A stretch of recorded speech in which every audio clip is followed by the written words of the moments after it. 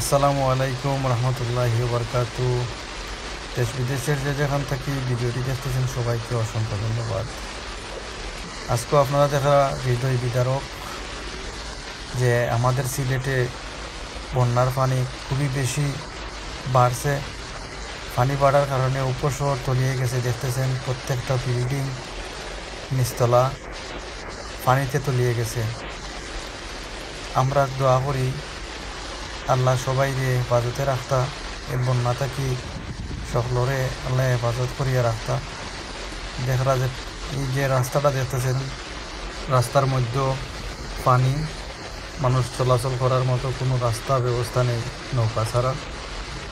দেখতেছেন সিলেট শহরে প্রত্যেকটা অলিগলিতে পানি, বিশেষ করে দেখতেছেন উপশহরের প্রত্যেকটা দোকানপাটে পানি তলিয়ে গেছে। দেখতেছেন সব জায়গাতেই শুধু পানি, যেদিকে তাকাবেন সেদিকেই পানি। হঠাৎ করে আমাদের মাঝে আবারও চলে এসেছে বন্যা।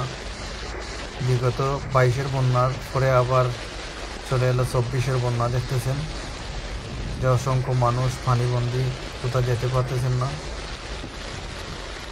তো সবাইরে আল্লাহ হেফাজত করতা দোয়া করি। আল্লাহ হাফেজ।